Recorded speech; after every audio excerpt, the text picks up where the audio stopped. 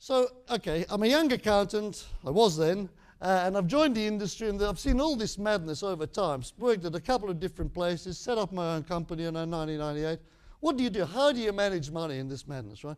You've got to have a set of rules. Because the one thing about our industry, you go to university to become a lawyer, you can go to university, come out with a certificate saying you're a doctor, but there is no course where you come out and say, look, I'm an investor, I'm qualified I know what I'm doing, right? I can cure your woes, right? You have to learn, you have to have a set of rules. And these are the 4 set of rules I've learned throughout my career, and they will stay with me forever.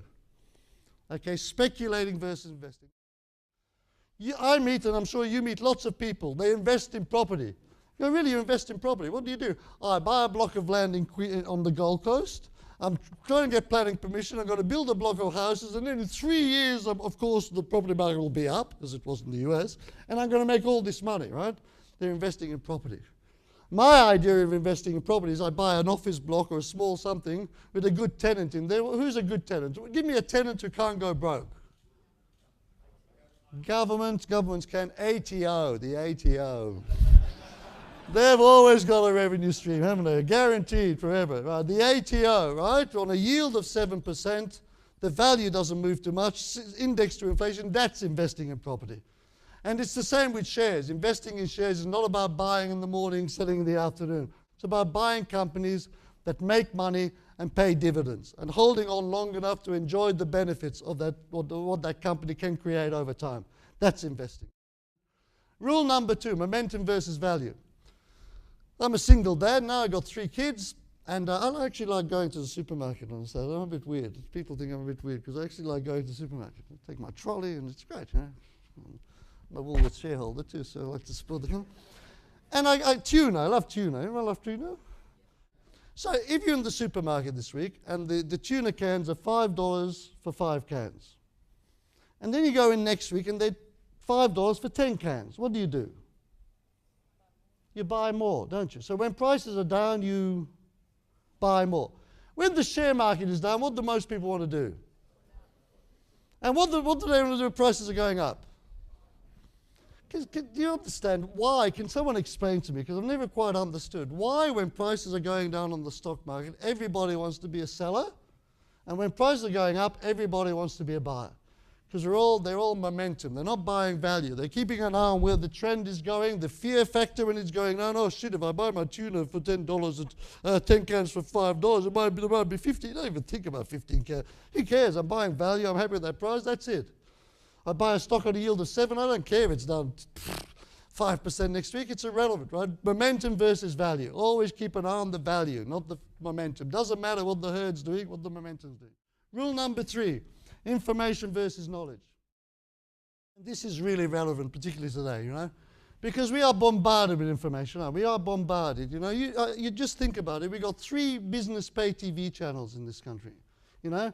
We got CNBC, Bloomberg, and Sky Business now. They've decided to come into the business too because we didn't have enough business news. And occasionally I put on and there's some young broker, half my age, which is still not that young. But anyway, and he's talking about the double bottom on Herald Resources or something on the chart. And just rubbish, right? Rubbish. We read, all your clients, we are bombarded with rubbish. Rubbish from the TV, rubbish from the media, just rubbish. And I mean, quite frankly, 25 years ago when I started the industry, there was that many media outlets. There was radio, TV, and newspapers. Today there's that many media outlets. There's pay TV, internet, whatever. So what has the level of journalism done? Gone up or down? So a lot of the stuff you read is absolute rubbish. So just be very careful about what you have to do these days is re-educate yourself to cut out bits of information. Information you don't want to read. I get a lot of broker dailies telling me BHP was up 20 cents because I don't want to read it. It's irrelevant, right? I'm interested in knowledge. I'm interested in research. I'm interested in meeting the companies. I'm interested in seeing what they do. I'm interested in going to see those companies overseas. That's knowledge. That's how you build knowledge, okay? So information versus knowledge. Okay, last point, perception versus reality, always very important. 18 months ago, my son, he's 16 now, doing HSC, he was at my house. And he got this 50,000 paper portfolio, to manage. He said, Dad, you know a little bit about shares. Do you have any sort of tips, or what do you think I should do? I said, well, look, Alfie, I'm a boring old fart. You know? I'd buy some Woolworths. They're yielding 6% at $24. I'd buy, or $26. I'd buy some Woolworths. He goes, oh, no, Dad, I'm going to buy some Iluka resources. I said, oh, okay, Alfie, why Iluka? I said, you know, they're at $19. They were at $4. He said, no, look, I've read the mining report. I said, they make zircon and whatever, it's titanium. Alfie, I don't know what it looks like, right? So he said, no, I've read the mining report, Dad, I'm going to buy some Iluka. I said, okay. Anyway, the Greek crisis hits, so everything falls, the market falls. He comes to my place again, he says, and I say, oh, wow, those Iluka, they went from $19 to 12. I said, shit, those Iluka didn't do too well, Alfie. He says, Dad, yeah, but your Woolworths have fallen too, haven't they, from 26 to 24. And he asked me a question.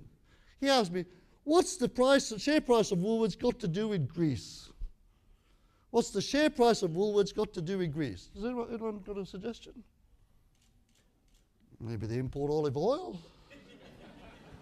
Greek cheese? Right, perception versus reality. The end of the world, right, Woolworths diving.